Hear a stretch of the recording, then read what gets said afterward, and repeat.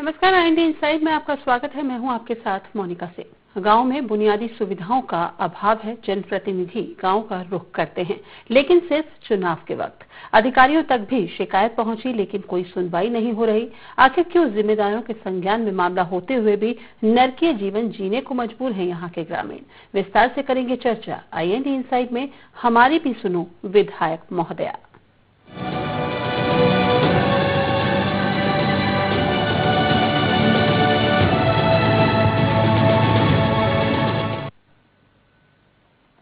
पन्ना के ललार गांव के ग्रामीण बुनियादी सुविधाओं के लिए मोहताज हैं। आजादी के दशकों के बाद भी जनता के चुने हुए प्रतिनिधि यहां ना तो बिजली पहुंचा पाए और ना ही गांव तक पक्की सड़क जाती है। वहीं स्वास्थ्य सुविधाओं का हाल और भी बुरा है। गांव में अस्पताल भी नहीं है। मरीज को इलाज के लिए खाट पर लिटाकर शहर ले जाना पड़ता है। ग्रामीणों ने बताया कि प्रदेश सरकार में मंत्री कुसुम मेहंदले पिछले 10 साल से पन्ना विधानसभा क्षेत्र से विधायक हैं, लेकिन ललार गांव के विकास में उन्होंने कभी कोई दिलचस्पी नहीं दिखाई।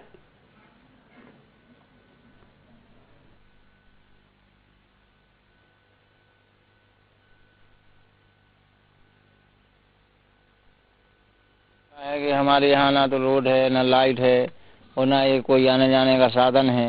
इसकी वजह से यहाँ के जो लोग हैं, किसान लोग हैं जो यहाँ के 1000 आबादी है हमारे गांव की, इस कारण यहाँ का हर आदमी परेशान है। ना तो कोई यहाँ पे ढंग से खेती कर पाता है। ये जानवरों के मारे ये जानवर भी इतने परेशान करते हैं कि जिसकी हद नहीं है। मतलब रात दिन परेशान है आदमी यहाँ। उतना ही यहाँ पे परेशानी, आदमी को बीमारी में है तो आदमी कहाँ तक क्या करेगा, यहाँ का मर रहा है। वैसे ही एक शासन कुछ दे रही है, इस कारण से हर आदमी यहाँ का परेशान है। हम लोगों की मांग अगर पूरी नहीं होगी तो फिर तो कुछ ना कुछ करना ही पड़ेगा।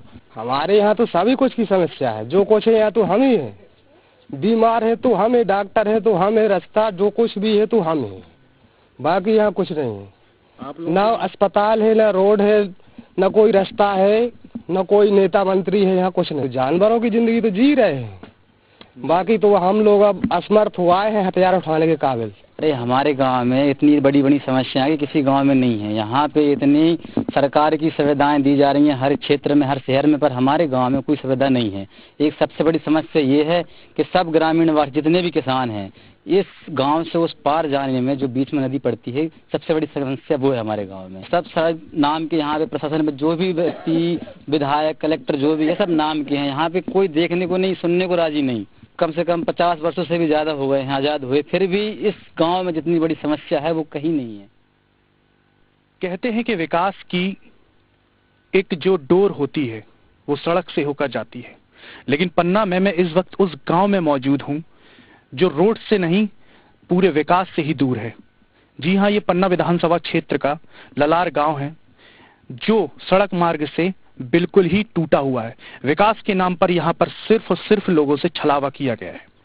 मैं जिस नाव में अभी बैठा हूँ, ये एक ऐसा माध्यम है जो जाने के लिए सिर्फ और सिर्फ पानी का जो रास्ता है उसको ही लोग बाग प्रयोग करते हैं। इस नाव में बैठकर एक छोर से दूसरे छोर तक जाते हैं लोग बाग। और सबसे बड़ी जो विडंबना है वो यह है कि अगर ये जो केन नदी है अगर अपने पूरे सवाब पर आ जाए तो शायद यहाँ पर नाव चलाना भी दुर्वर हो जाए। लेकिन कहाँ है वो जनप्रतिनिधि और कहाँ है वो नेता जो वोट मांगने के समय गांव-गांव जाकर भ्रमण करते हैं और अपनी जनता से कहते हैं कि आप हमें वोट दें, हम आपको विकास देंगे। लेकिन ये जो वादे हैं, ये ललार गांव आकर हमने जब देखे तो वो सारे वादे झूठे दिखे। गांव में ना ही तो सड़क है, ना ही स्वास्थ्य व्यवस्था है, शिक्षा व्यवस्था पूरी तरह लड़चड़ाई हुई है। और अगर हम किसानों की बात करें, जिसको लेकर हमारे संवेदनशील मुख्यमंत्री हमेशा भाषणों में कहते हैं कि आखिर किसान हमारे भाई हैं और उन्हें हम सब कुछ देंगे, लेकिन ललार गांव आकर देखिए, यहाँ पर लोग आतंकवादी बनने की बात कर रहे हैं। कहीं ना कहीं सवाल ये उठता है कि आखिर विकास है कहाँ मध्य प्रदेश में। और पन्ना में जिस तरह कैबिनेट मंत्री कुसुम सिंह मेहंदले के क्षेत्र में विकासहीन है, ये सवाल या निशान खड़े करते हैं कि आखिर यहाँ के जनप्रतिनिधियों ने किस प्रकार विकास के नाम पर सिर्फ और सिर्फ यहाँ के लोगों को ठगा है। कैमरा पर्सन गणेश विश्वकर्मा के साथ मैं सुशांत चौरसिया, IND 24 पन्ना।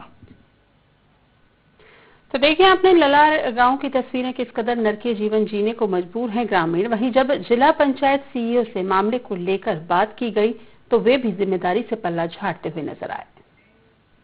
पन्ना जनपद की है, मैं इसकी जांच कराऊंगा। ग्रामीण विकास की जितनी भी योजनाएं क्रियान्वित हो रही हैं उनको निश्चित तौर पर गाँव वासियों को मिलेगा, ये आश्वासन देता हूँ। तथा मैं साथ ही साथ सीओ जनपद को भी निर्देशित करूंगा कि गांव में बेसिक समस्याएं क्या क्या है उसके तारतम्य में हमें जांच करके अवगत करें। पर मेरे संज्ञान में चूंकि मैटर अभी आया है, इसलिए मैं अपने जनपद से एक टीम जरूर भेजूंगा गांव के बेसिक एमिनिटीज का अध्ययन करने के। जी हाँ, तो इन तस्वीरों को देखकर क्या आपको अपनी आंखों पर विश्वास होता है कि आज के समय में आज भी कई गांव ऐसे हैं जहां के हालात बद से बदतर बने हुए हैं, या यूं कहें कि डिजिटल इंडिया का सपना देखने वाली सरकार खुद अपने ही विधायकों के क्षेत्र को देखने में असमर्थ साबित हो रही है, क्योंकि जो तस्वीरें आपने और हमने देखी वो खुद अपने आप में क्षेत्र के विधायक की पोल खोलने के लिए काफी है। खैर, ज्यादा जानकारी के साथ हमारे संवाददाता सुशांत चौरसिया फोन लाइन पर मौजूद हैं।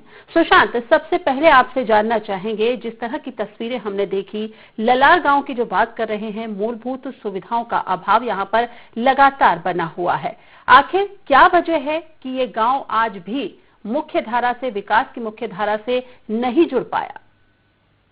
मोनिका जी, इस जो ललार गांव की जो स्थिति है वो सीधे तौर पर राजनीतिक नेताओं के कार्यशैली पर प्रश्न चिन्ह उठाती है। भारतीय जनता पार्टी की सरकार ने मध्य प्रदेश के अंदर और इसके पन्ना के अंदर लगभग 10 सालों से राज किया है, लेकिन कैबिनेट मंत्री कुसुम सिंह नहलेले ने ललार गांव जाकर ये भी न देखा कि आखिर वहां के लोग आखिर कैसे जीवन यापन कर रहे हैं, क्योंकि कहीं न कहीं। जी हाँ, तो आप देख रहे हैं कि आखिर किस तरह की तस्वीरें यहाँ पन्ना जिले में निर्मित हैं। ललार गांव की यहाँ पर बात की जा रही है, जहाँ पर अभी भी ये गांव मूलभूत सुविधाओं के अभाव में जीने के लिए मजबूर है। यहाँ पर लोगों को काफी परेशानियों का सामना करना पड़ता है, क्योंकि ना अब तो यहाँ पर अस्पताल है, न विद्यालय है, ना ही बिजली है और ना ही पानी की यहाँ पर कोई व्यवस्था है। और मूलभूत जरूरत अगर सड़क की यहाँ पर बात की जाए तो वो सड़क भी यहाँ पर दूर दूर तक दिखाई नहीं देती, जिसके चलते यहाँ पर जो ग्रामीण, जो रहवासी यहाँ पर हैं, वो परेशानियों का सामना करने के लिए मजबूर है। एक बार फिर हमारे संवाददाता सुशांत चौरसिया फोन लाइन पर हमारे साथ मौजूद हैं। सुशांत, आपसे जानना चाहेंगे, आखिर कितना वक्त, यानी कि माना जा सकता है कि आजादी के बाद से अभी तक ये जो मूलभूत जरूरतें हैं इन ग्रामीणों की आखिर पूरी क्यों नहीं हो पाई? आखिर जिला प्रशासन के अधिकारियों की बात की जाए तो वो क्यों इस मामले में संज्ञान लेने के लिए तैयार नहीं? मोनिका जी, सीधे तौर पर जो एलिगेशंस हैं वो यहाँ के राजनेताओं पर लगाए जा रहे हैं, क्योंकि जब मैंने गांव में विजिट किया, प्रथम तौर पर उन्होंने यही कहा है कि हमने प्रशासनिक अधिकारियों को नहीं और यहाँ के राजनेताओं को चुना है। अपनी आवाज को रखने के लिए हमने राजनेताओं को चुनकर विधानसभा तक पहुंचाया, जिनकी ये जिम्मेदारी बनती है कि हमारे पास क्या क्या मूल सुविधाएं नहीं है, क्योंकि सीधे तौर पर भारतीय संविधान इस बात को सुनिश्चित करता है कि अगर आप देश के नागरिक हैं तो आपको वो सारी मूलभूत सुविधाएं दी जाएंगी जो इस देश के नागरिक को मिलनी चाहिए। लेकिन ललार गांव जाकर हम जब इस स्थिति को देखते हैं तो जमीनी स्थिति पर इतनी विकट समस्याएं उत्पन्न होती हैं मोनिका जी, कि अगर वहां पर कोई व्यक्ति अगर बीमार पड़ता है तो उसे इलाज के लिए कोई कहने के लिए मौजूद नहीं कि आप किस प्रकार की दवा का उपयोग कर लें। आज के लग्जरी लाइफ में मोनिका जी, जब हम अपनी लाइफ को जीते हैं, अगर हमें एक छींक भी आ जाती है तो हम स्पेशलिस्ट के पास पहुंच जाते हैं, लेकिन ललार गांव की स्थिति इतनी विकट है कि वहां पर कोई दवाई देने वाला एक उपस्वास्थ्य केंद्र नहीं है, कोई एनएम नहीं है। अगर हम वहां पर जानेंगे सुशांत की आखिर और क्या कुछ समस्याएं इस गांव में बनी हुई हैं, किन समस्याओं से दो चार यहाँ पर रहने वाले ग्रामीणों को लगातार होना पड़ रहा है। फिलहाल हमारे साथ जो है हीरो अहिरवार, जो इस रहवासी हैं इस गांव के, वो हमारे साथ जुड़ चुके हैं। अहिरवार जी, स्वागत है आपका IND 24 में। हाँ जी। अहिरवार जी, आपसे जानना चाहेंगे, आखिर मूलभूत जरूरतें जो आपके गाँव में लगातार अभाव देखा जा रहा है, आखिर इतने लंबे वक्त से आप इन तकलीफों से गुजर रहे हैं, इन परेशानियों का सामना कर रहे हैं, कोई भी मूलभूत जरूरतें आपकी यहाँ पर पूरी नहीं होती हुई दिखाई दे रही है। इसके चलते आपने किन अधिकारियों से संपर्क किया? अभी तो फिलहाल हमने जो कदम उठाया है जी, अभी हम कुछ दिनों पहले ही कलेक्टर को हम अपना ज्ञापन देके आए थे, जो कि हमें वहाँ पे मौजूदा मिले नहीं है जी। फिर भी हम पटवारी को वहाँ पे जो हमें मौजूदा अधिकारी मिले उनको हम ज्ञापन देके आए हैं और उनसे कह के आए हैं कि अगर हमें इन सब चीजों के बारे में 7 दिन में कोई कार्रवाई नहीं होती है तब जाके हम कदम उठाना चाहते हैं दूसरा जी।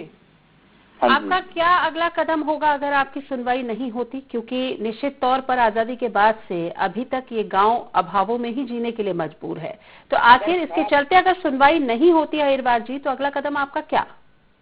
हमारा ये प्रोग्राम है, अगर 7 दिन के अंदर हमारे गांव में सड़क, बिजली और पुल का, अगर इन सब चीजों का कोई बात अगर सरकार मान्य नहीं करती है, तो हम सरकार से कहना चाहते हैं कि इस गांव ग्रामवासी इतने लाचार हो जाएंगे कि वो पता नहीं शस्त्र उठा लें या फिर कोई ऐसा कदम जो सरकार के खिलाफ हो वो उठा भी सकती है कदम लड़ाई के ग्रामवासी। ये कहा नहीं जा सकता, ये कहाँ तक जा सकते हैं ये लोग। चलिए, बहुत बहुत धन्यवाद हमारे साथ जुड़ने के लिए अहिरबार जी। सुशांत, आप हमारे साथ लगातार बने रहें, आपसे चर्चा जारी रहेगी। तो आप देख रहे हैं कि विकास के इस युग में आज भी कई गांव ऐसे हैं जो मूलभूत सुविधाओं के अभाव में जी रहे हैं। आखिर क्या वजह है कि यहाँ पर अधिकारियों के संज्ञान में मामला होने के बाद भी अधिकारी कार्रवाई करने के लिए तत्पर नहीं है, विकास की मुख्य धारा से इन गांवों को जोड़ने के लिए तत्पर नहीं दिखाई देते। फिलहाल यहाँ पर रुकते हैं एक छोटे से ब्रेक।